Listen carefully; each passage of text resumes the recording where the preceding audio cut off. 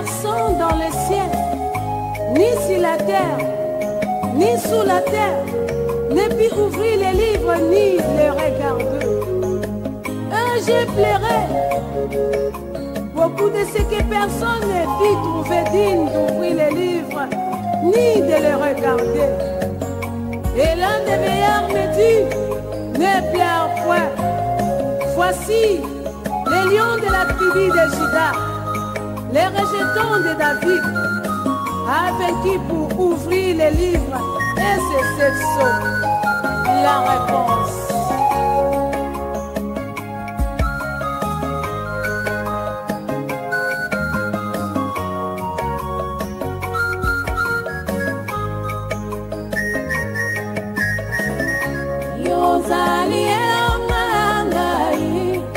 Kumisi onzambe nanga kumama na yo mokonzi nanga Yesu we Yawe kumama Yawe nanga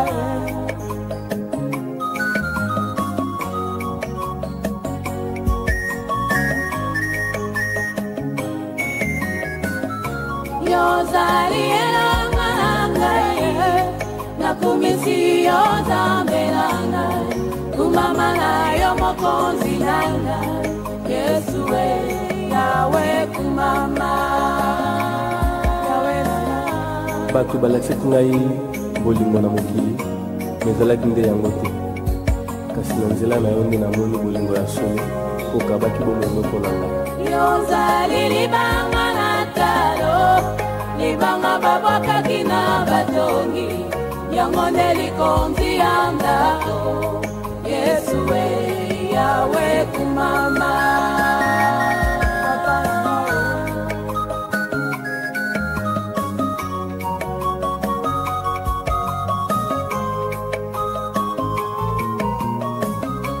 yozali libanga na talo libanga babwakaki na batongi yango nde likonzi ya ndako Yesu we Yawe kumama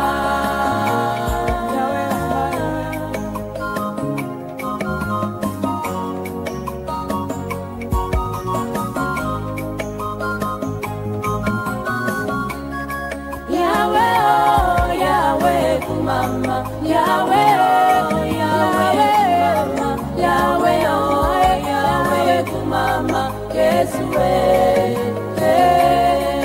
Mama na yo, Yahweh, Mama, Yahweh, Mama, Yahweh, Mama, Yesu,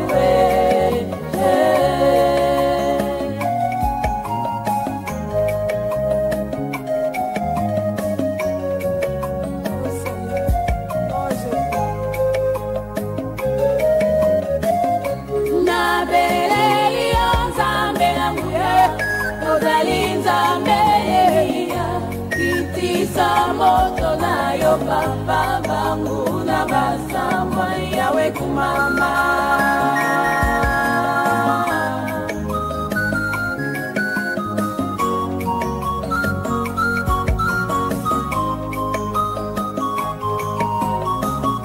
na beleli ya zambe yangu ya kozali nzambe ya kitisa moto na yo papa bangu na basambwa Yawe kumama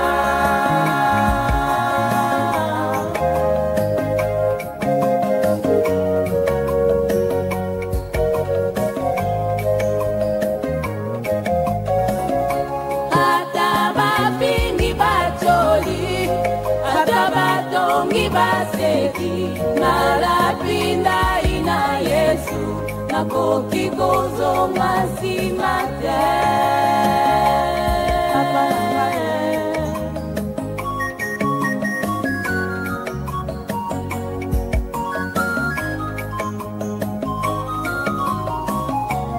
ata bapingi basolie ata batongi baseki nalapinda ina Yesu nakoki kozonga nsima te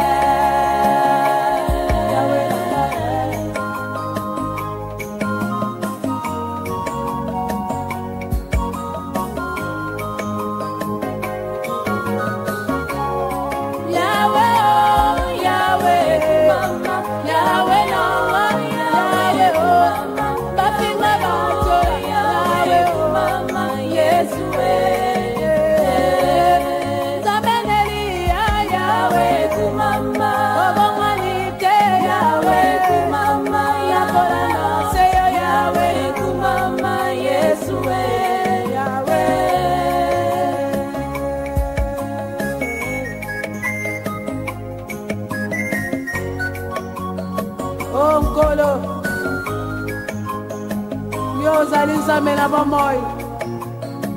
Tala eyano ya baoyo tolandi yo nkolo.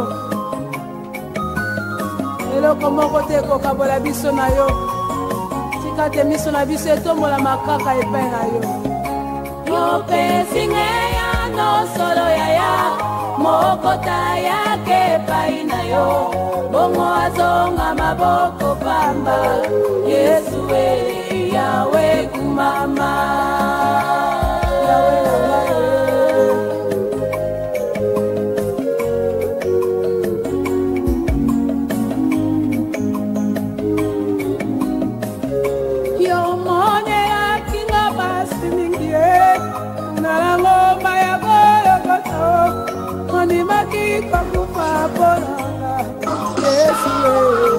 Yawe kumama elikanga oh Yesu elikanga ezali seyo motema nanga nde yo mutu omemaka mpo osimbaka yango liboso na mikakatano nyonso nakolemba te yo longa. Merci, merci, merci.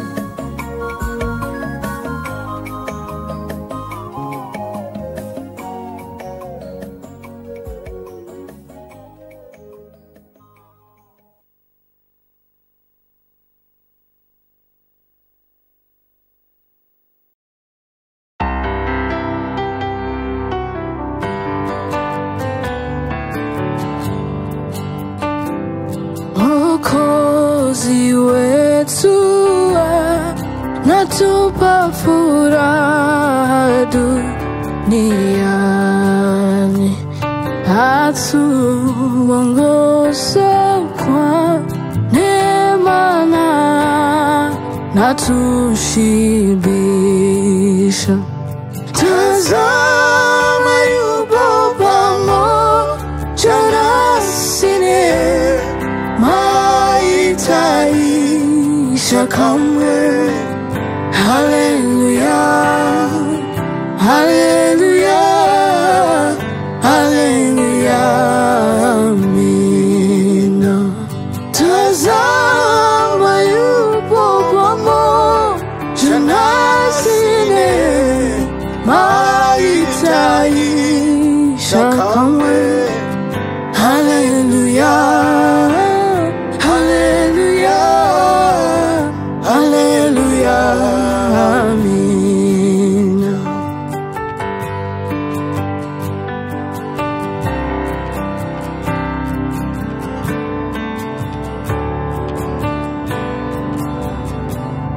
Ni vema kumupenda Mungu aliyetukomboa, vizuri kuwa mtu wake sitapotea kamwe. Furaha yetu itabakia ikiwa vyote vingetoweka. Hallelujah, hallelujah, hallelujah, amina. Furaha yetu itabakia ikiwa vyote vingetoweka. Hallelujah, hallelujah, hallelujah, amina.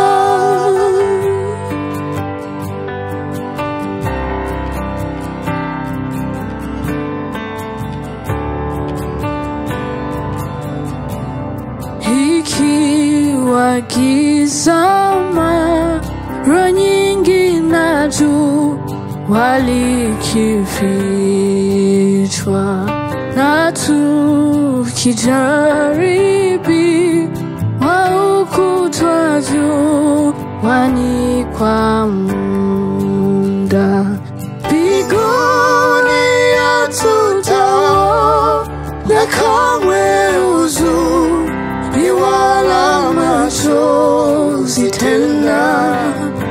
Hallelujah, hallelujah, hallelujah, amina. Mbinguni hatutao na kamwe huzuni wala machozi tena. Hallelujah, hallelujah, hallelujah, amina.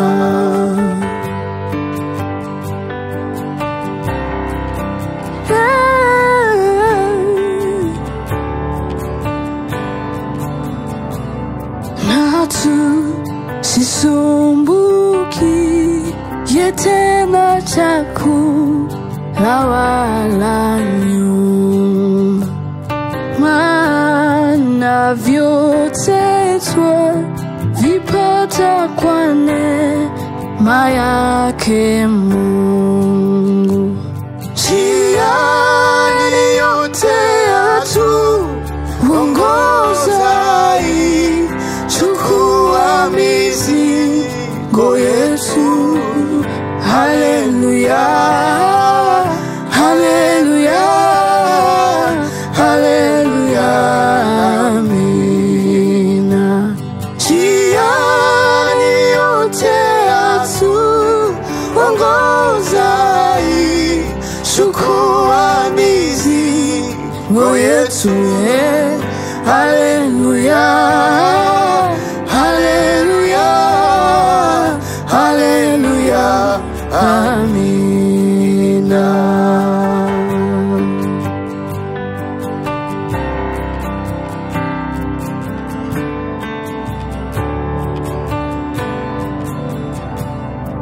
Ikiwa vema kutiri kutegemea Yesu, furaha gani kujukuona uso wake. Tutaiona furaha tele na utukufu hautaisha. Hallelujah, hallelujah, hallelujah, amina. Tutaiona furaha tele na utukufu hautaisha. Hallelujah, hallelujah, hallelujah, amina. Hallelujah, hallelujah, hallelujah, amina. Hallelujah, hallelujah, hallelujah, amina. Hallelujah, hallelujah, hallelujah, amina. Hallelujah, hallelujah, hallelujah, amina.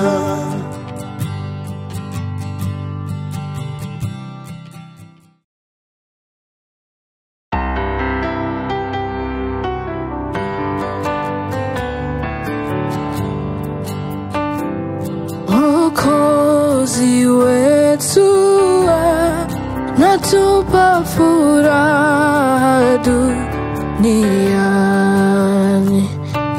atuongoza kwa neema na tushibisha. Tazama yupo pamoja nasi, haitaisha kamwe. Hallelujah, hallelujah, hallelujah, amina. Tazama yupo pamoja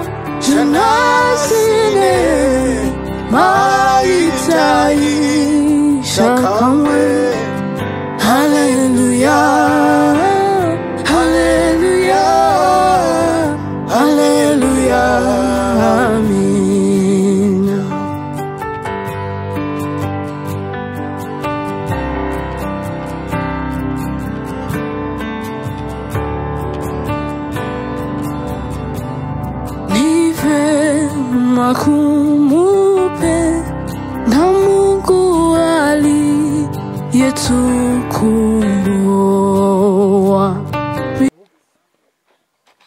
Yesu ashimwe. Reka dusabe mwarimu asenge Imana yaturinze yabanye natwe tukaba tugeze aha ngaha. Mana turagushimye turakunezerewe. Mana duhagaze aha ngaha tuje kwibuka umuvandimwe wacu watuvuyemo. Mana utange ihumure kandi utange kwihangana. Mana turabizi ko ari mu ruhande rwawe, ari iburyo bwawe. Mana tukweretse gahunda zose zigiye kubera aha ngaha, turakwinginze ngo uzibemo zose kandi wihanganisha imitima yoroshye. Mana turagushimye yuko kwegeza kuri uyu munsi wa none ukomeje kudukomeza. Turahorera ubane natwe kandi tugiye neza mu izina rya Yesu. Umubyeyi wacu dutuje dufata umunota umwe twibuka muzehe.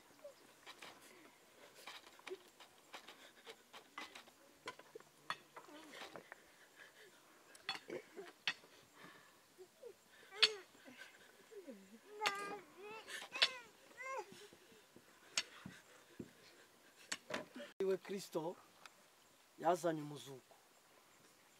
Hano rero nta kindi nk'abakristo dusenga nk'abantu b'Imana ntabwo tuzongera kubona muzehe ukundi yambaye umubiri, tuzamubona mu muzuko. Kuvuga ngo ijambo ry'Imana riratubwira ngo hakuna uhusiano ya waliokufa na walio hai. Ni ukuvuga ngo nta connection iri hagati y'umuntu wavuye mu mubiri n'umuntu ucyambaye umubiri. Turi hano ibyiringiro dufite ni bimwe, ni iby'uko tuzabona muzehe atacyambaye uyu mubiri twe twambaye, yambaye umubiri udapfa, yambaye umubiri utarwara, yambaye umubiri udasaza, yambaye n'umubiri utaruha. Ikituzanye hano rero ntabwo muzehe akiriho. Nagira ngo ibi bintu mubyumve, nta muhango n'umwe twe dukorera umuntu watashye cyangwa wavuye mu mubiri. Icyo dukora tumusezeraho gusa. Rero ikituzanye hano inshuti n'abavandimwe bantu mwaduherekeje, imiryango, tuje hano kugira ngo twibuke muzehe kandi nanone tumusezeraho ko aheza ari mu ijuru, tuzongera kubonana tugeze mu ijuru. Rero icyo nabwira abantu bari hano, icyo nabwira umuryango, twabanye na muzehe none yaragiye. Igisigaye ibyiringiro mbabwiye cyangwa se ibyiringiro ijambo ry'Imana riduha nuko abapfuye bazazuka. Nta kindi kintu gishobora gukorwa, ni ukukora ibyiza, ukaba umukristo, ugakora imirimo myiza, uharanira kugira ngo babera bapfuye tuzabashe kubonana nabo mu bwami bw'Imana. Murakoze rero, ntabwo ntinda, nagira ngo tugere kuri gahunda yo gushyiraho indabyo.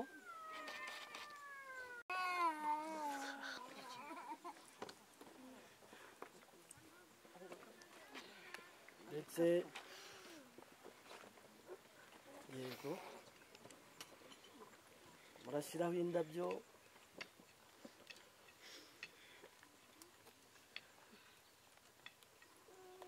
Yego murakoze. Nawe yaruzana akabishyiraho kandi mukomere. Dukomeje kwihanganisha umuryango,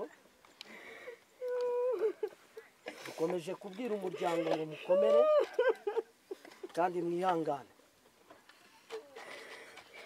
Nyuma reka turebe umuryango, niba mama bebe, umuryango mama bebe, umuryango wa Shaka begere imbere bashyireho indabyo.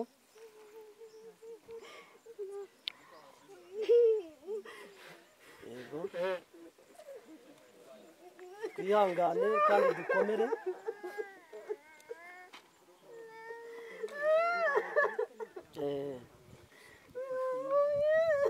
Nyuma rero reka dusabe umuryango wa muzehe nawe, muzehe papa wacu, ngo ndavuga umubyeyi wacu mama kiriho, ndetse na muzehe hariya muzehe Cuma, bashyireho indabyo.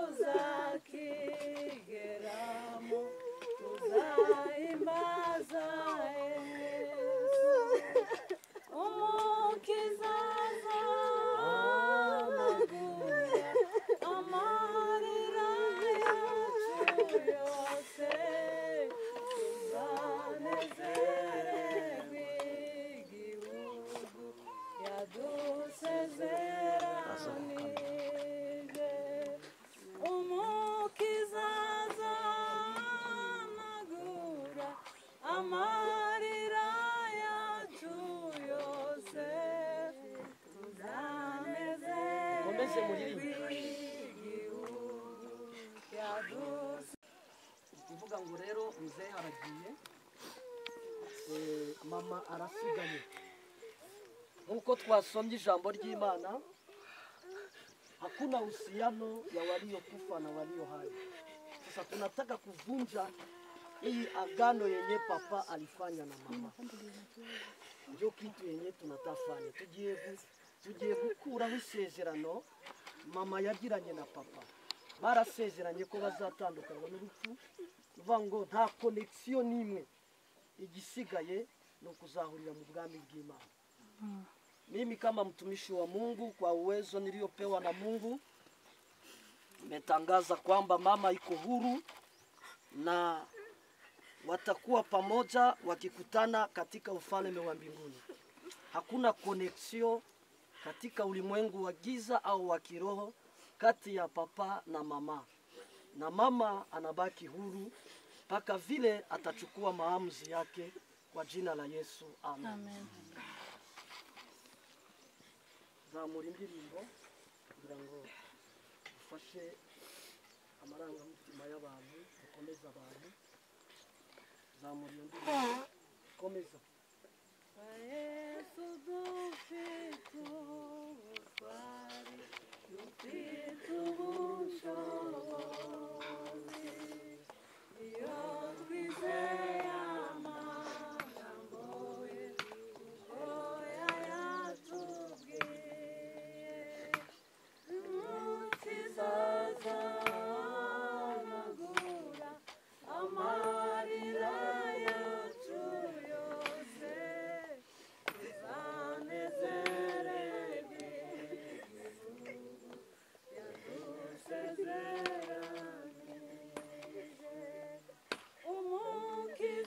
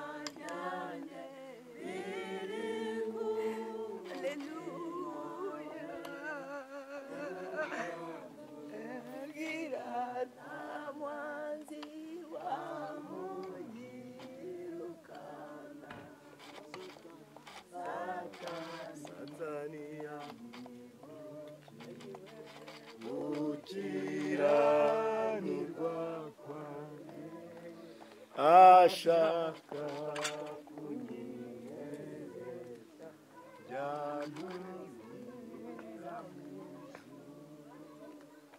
reba y'umukiza wanjye wambinuye hose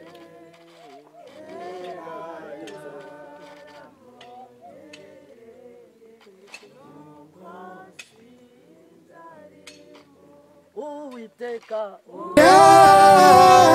Haleluya, amina. Njiani yote atuongoza, chukua mizigo yetu. Haleluya, haleluya, haleluya, amina.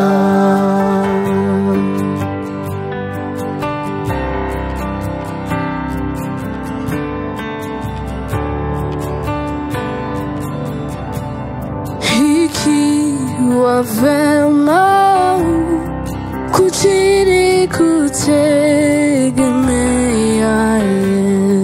Yesu, furaha gani kujua na uso wake, tutaiona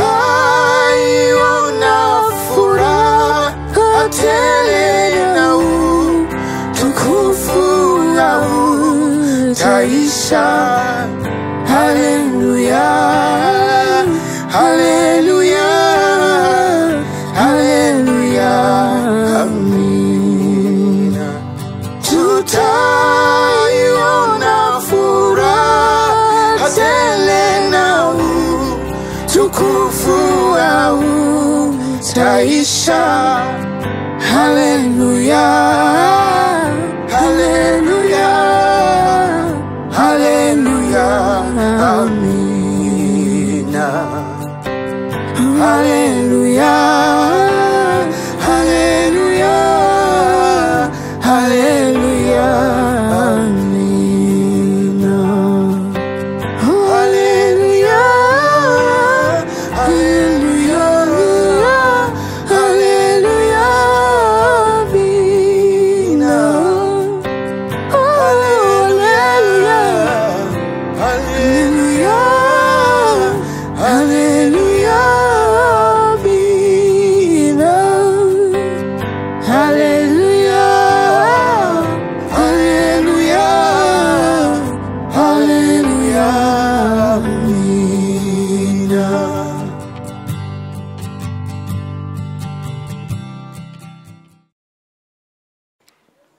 sinzi niba hari abatari kumenya.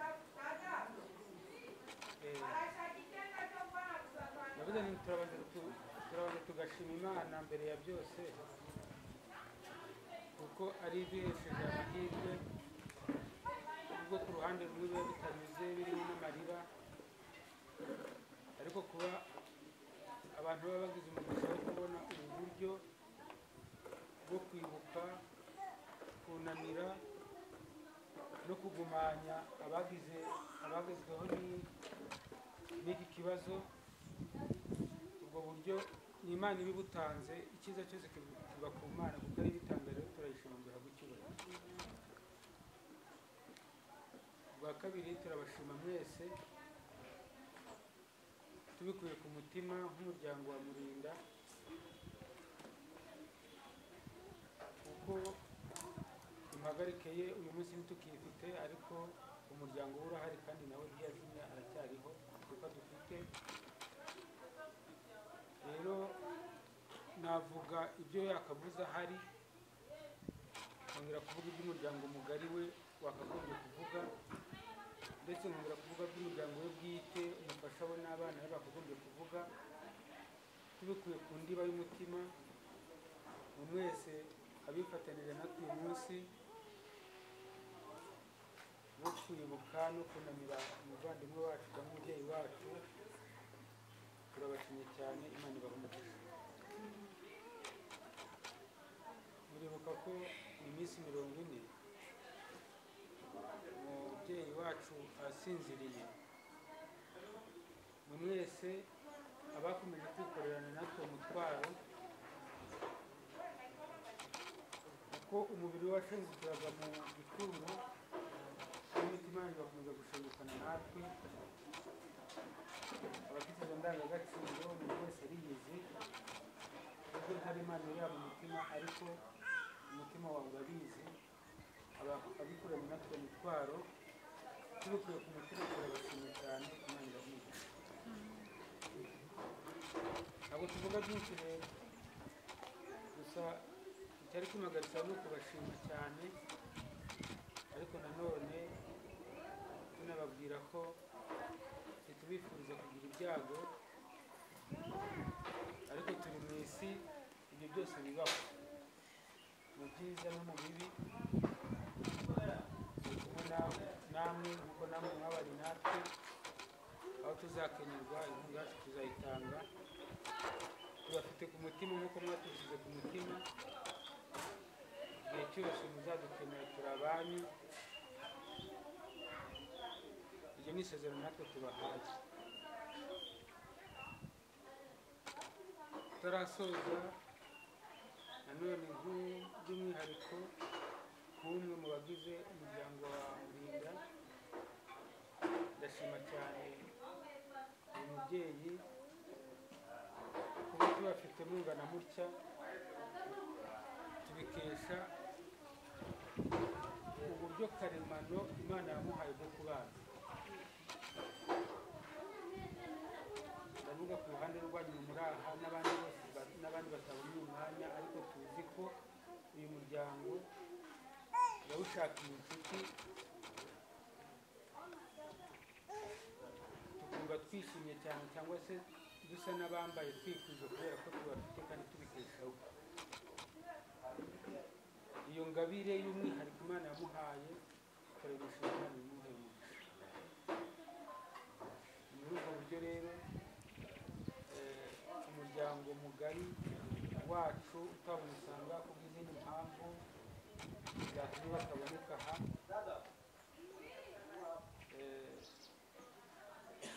ibyo mvuga ni kubivuga mu izina ryabo, navuga nti mu izina ryanjye bwite.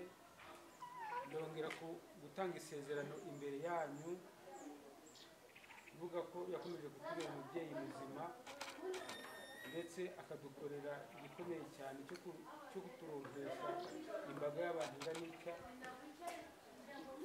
Natwe ntituzamutererana, tuzakomeza kubana nabo. Ibisigaye reka turagize Imana, ariko cyane nongera kubivuga mbikuye ku mutima ngo buri wese muteraniye aha, n'abandi bavandimwe batabonetse ariko bavuze ko bari aha ngaha, muzabadushimira nk'uko natwe tubashimye. Imana irabimugisha cyane. Mwakoze. Mpagaze mu ruhande rw'itorero, tubanje gushima abantu bose.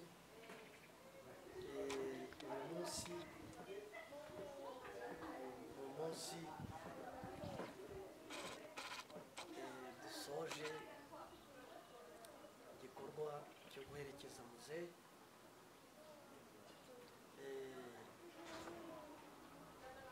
Ariyo mpamvu mwabonye tujya hariya.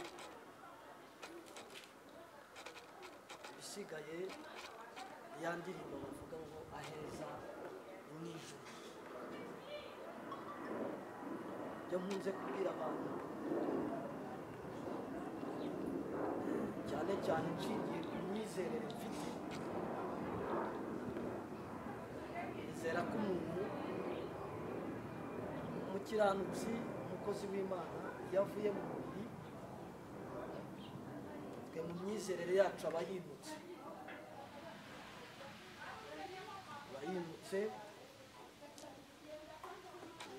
Abatakibana natwe,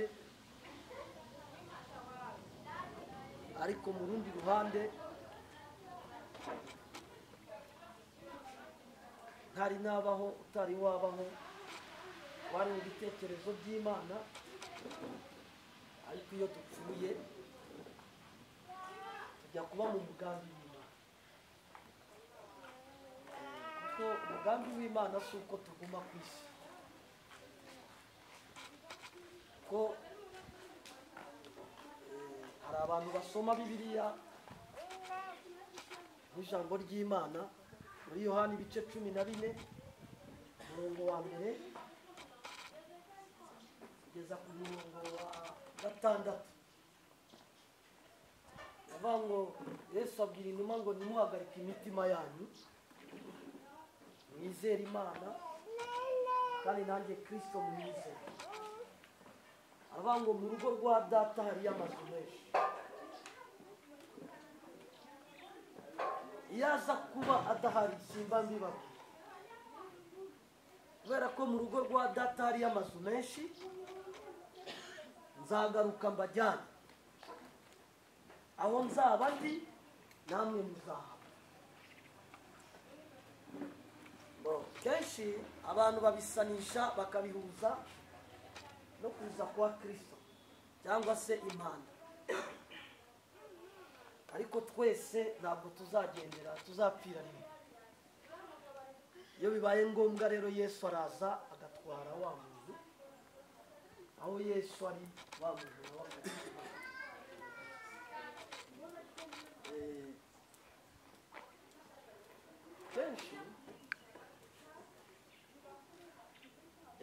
kenshi nagiye nigisha, nagiye mbwira abantu ko urupfu ari rubi, ariko urupfu iyo uza aho ugiye ntabwo urupfu ari rubi. iyo uri umukiranutsi, iyo uri umukristo usenga, ni ukujya kuruhuka ukarindira ko impanda izavuga, hanyuma tukaba muri wa munezero w'iteka ryose. icyo nshaka kuvuga ni igiki rero? uyu munsi icyo wenda navuga, buri muntu wese ni isomo kuri twebwe dusigaye. ibyo ubona utari wakosora, ibyo mbona ntari nakosora mu buzima, ubikosore kuko ntazi umunsi nawe utazi umunsi ni. rero dushimiye abantu bose badufashe mu mugongo, abantu bose baduhumurije, abantu bose badukomeje. ndavuga mu ruhande rw'itorero, ntabwo tubifuriza ko namwe mwazagira ibibi natwe tuze kubahumuriza, ariko natwe biramutse bibaye ngombwa natwe tuzaba inyuma yanyu kuko namwe mwabaye inyuma yanyu. Imana niyiba imbere, nabo tw'abantu tuba inyuma, turaherekeza. ko n'ijambo ry'Imana bavuga ngo nzajya imbere yawe ahataringaniye nzaringaniye. rero mu rwego rw'itorero turabashimiye cyane, no mu rwego rw'umuryango numvishije ko muzehe azi icyo avuga. kanakire mama wacu umushumba, umubyeyi wacu, nawe turamwakiriye. mama karibu, kazi. nta byinshi mfite byo kuvuga,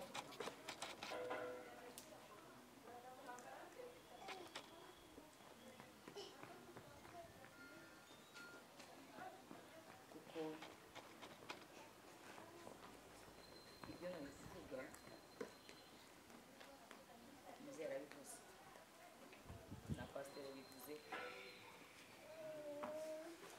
uretse kubashima gusa,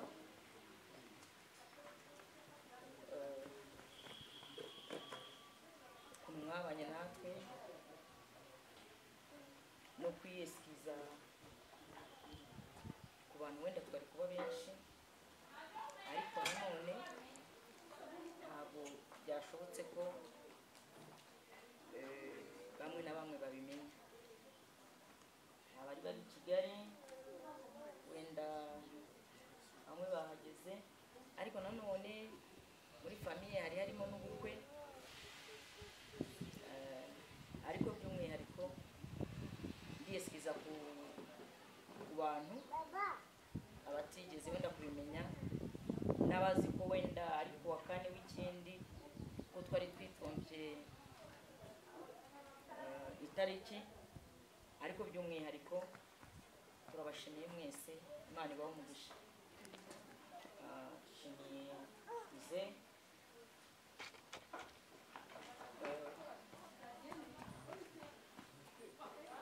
na Pastor Chuma bose ni bacuma kandi bose ni abapastori rero shimiye Chuma Barnabe shimiye Chuma undi bose nabo babasaba Imana ibahe umugisha nta byinshi rero Imana itugire neza tunakira nanone umuyobozi wa gahunda Imana ibahe natwe kandi birabigoye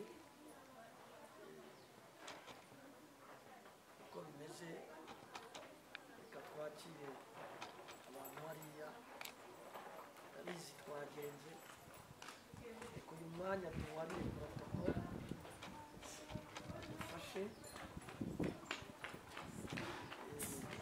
bwira n'ubayoboye igikoni ko yaza kuduha sinyari rero bamubanze mushira akanyota hanyuma ibindi turakomeza kumwe nk'abazima bafite umwuka uhumeka cyane cyane tuzirikana ko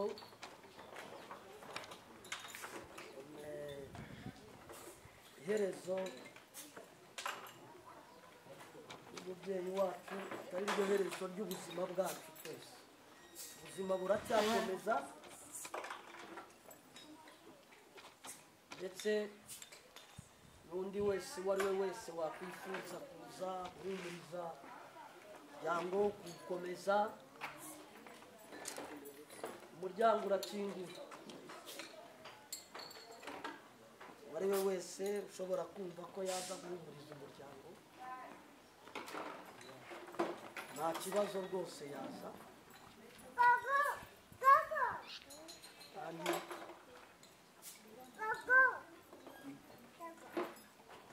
twizera nuko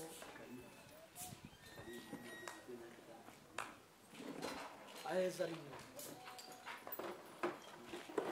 aheza ni mwiza ahandi aheza ni mwijuru ku isi dusigaye nitwe tugomba gutegura inzira cyagiye nari ndimo nangira navuze ijambo navuze nti Yesu azagaruka tujyane kandi aho azaba ni naho natwe tuzaba kandi ntiduteze kuzahaba twambaye uyu mubiri twambaye tuzahaba ari uko twavuye muri uyu mubiri murakoze kamukomeze mushira inyota Imana ibahe umugisha sante ibindi turakomeza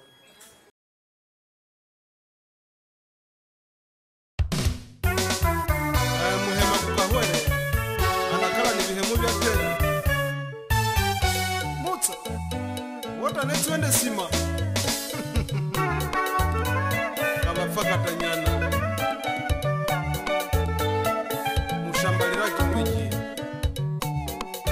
wamira botata nabo mali wamira bamumwana mwebana wamira nini chikwa bandu boshi bane bauma amuhunde na mundani ni bauma amunyanga na mudemoni bauma nini chikwa muhutu na mutu bauma nde chiko ya bindu kireta netandola nanga jururu majungu aliye balera kwaliko nakinyabusha iye mama omulumalira mbene abene nyatsi ikene ikamwa mitondeke bakungue nina ikanyatumbe menaire bojo bwashe mwanjale wabangu mwabura ibute bwami ndivakie Nyavyondo, ndivakie Ramwetu, ndivakie Bwito, ndivakie Kiroche, ndivakie Bufuna, ndivakie Kishali.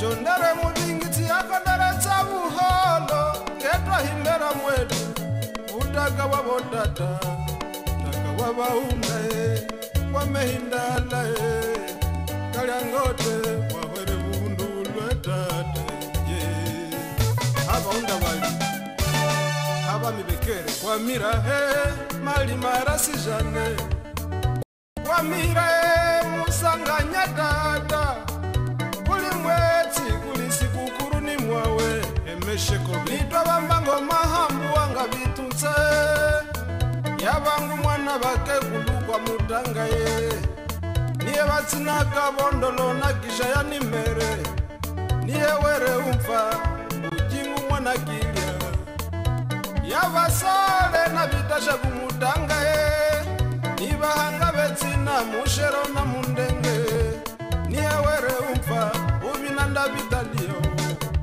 niye were umfa banda mwaka na muti hapa na katala na muti hapa na itika anabakia kumungini anashindia bisengo ngwabuja ni jamenda botata uchibute wakishindi mbaenda wetu bute wakishindi buna mubanda kumbota kwa mire mama nulimi lukabeha unaulucha mate walucha kulingabo walucha kulingabo walucha kulingabo walucha kulingabo yoyo binyanyatsi bya binaleta myomba kwa kihuo ngola ya mungu kunchini bunyawa kindi mukemulio dada inde muronganyi wetu Mungu Usima Nikodemu yoyo binyanyatsi bya binaleta myomba kwa kihuo ngola ya mungu kunchini bunyawa kindi mukemulio dada inde muronganyi wetu Mungu Muhindo hari dada mwameleta konferanse fortus mwamemoera konferanse na mebakohetsa ne batimba byala ufaluja kulingabo mwameshalukira safaranga kuchinishi ama ya banyajenyu jikumweki na haka mafuta kashanoni katindire mumbwire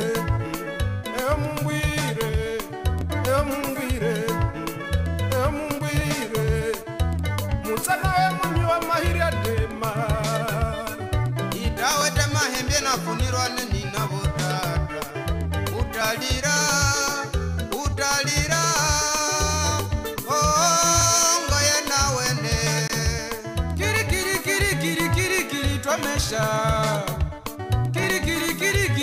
kiri twamehuna koko yetwako bya haiye koko yetwalengera kiye kulinchala kuli bihemwe itacha milondo inaliwama na mehika wangambi na mehunga woshini banashushire murai na meishumbanga kitu takululere yavishangi itembene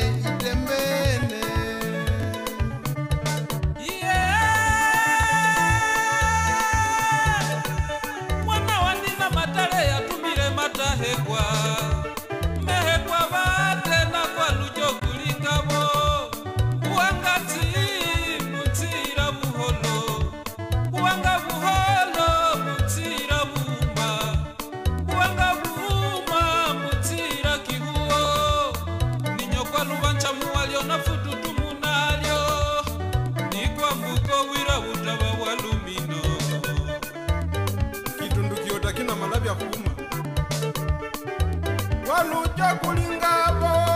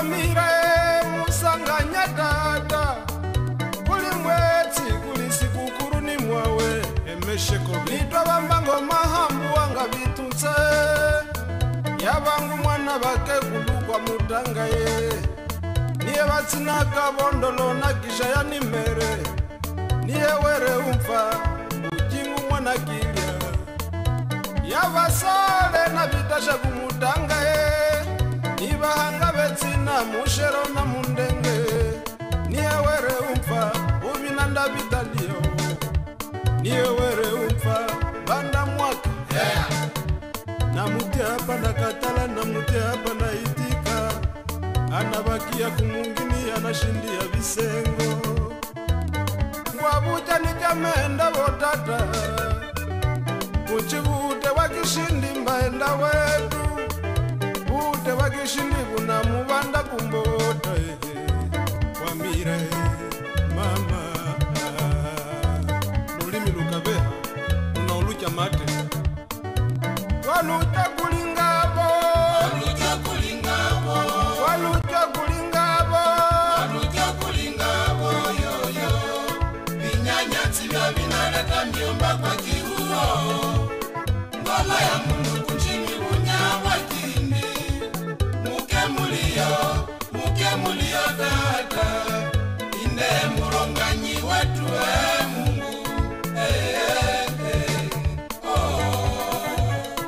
Sima Nikodemu yoyo binyanyatsi bya binaleta myomba kwa kihuo ngola ya mungu kunchini unyabwa kindi muke mulio dada inde muronganyi wetu mungu Muhindo hari dada mwameleta konferanse fortus mwamemoera konferanse na mebako ne batimba byala ukwalujo kulingabo mwameshalukira safaranga kuchinishi ama ya banyajenyu kikumwe kinahaka mafuta kashanoni katindire mumbwire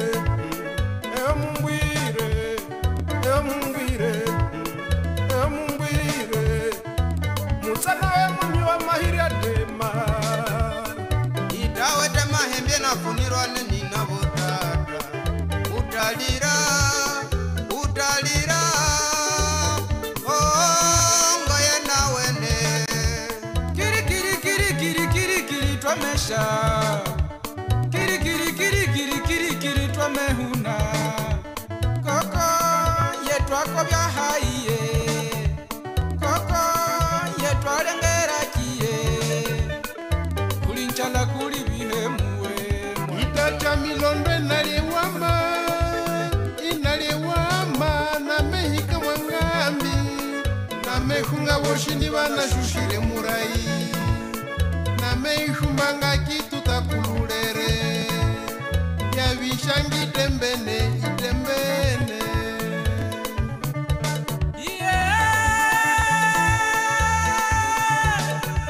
mwana wanina matale yatumile matahekwa mehekwa bate na kwa lujo kulingabo uangati mutira buholo uanga buholo mutira buma uanga buma mutira kihuo ninyo kwa lubancha muwalio na fututu munalio ni kwa mbuko wira utaba walumino kitundu kiota kina malabya kuma